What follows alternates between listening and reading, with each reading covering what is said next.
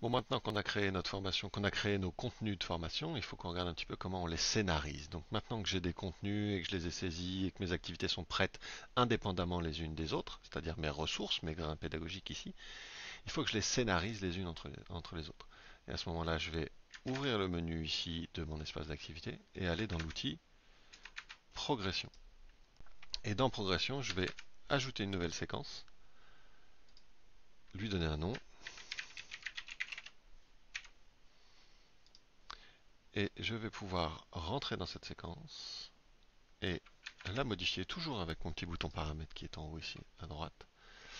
Et ici dans le menu scénario, je vais pouvoir ajouter des étapes. Et je vais pouvoir créer une nouvelle étape, cliquer sur ajouter une ressource, choisir ma vidéo comme introduction comme première étape. Ça c'est l'activité qui va se jouer dans cette étape. Je peux rendre l'étape obligatoire ou non. Et je peux ajouter une description, c'est-à-dire le travail à réaliser et ou les objectifs de l'activité, au-dessus de cette vidéo. Donc par exemple, regardez cette vidéo et prenez note des arguments de Caroline.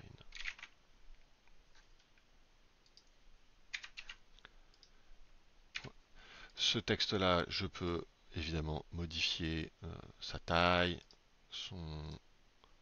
la façon d'écrire, ce genre de choses-là. Maintenant que j'ai cette étape-là, si je retourne dans mon scénario, j'ai une étape 1, vidéo YouTube, Caroline connaît. Je peux ajouter ensuite une autre étape, et ainsi de suite, et ainsi de suite. J'ai mon PDF avec mes apports. Lisez ce PDF. Je peux dire que ça prend 10 minutes, par exemple. Je peux changer le titre.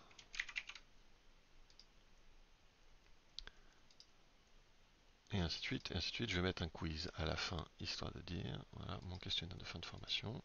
Cette fois, ce questionnaire, il est obligatoire, il a un score, et ce score compte dans ma séquence. Mon questionnaire est vide pour l'instant, il faudrait que je le remplisse pour que ça soit pertinent. Faites ce questionnaire pour valider la formation. Et ainsi de suite, ainsi de suite. Évidemment, plus on met de détails, plus on ajoute d'éléments dans ces étapes, et plus la formation elle est construite et pertinente.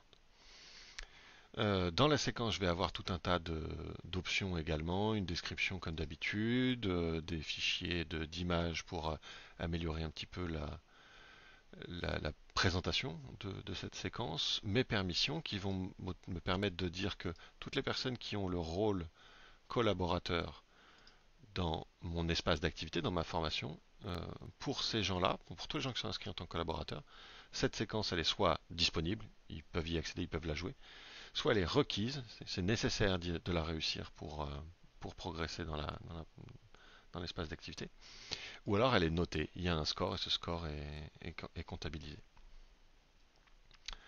Je vais enregistrer. Dans paramètres ici, j'ai tout un tas d'autres paramètres sur les conditions de réussite, la certification, le message de fin, et ainsi de suite.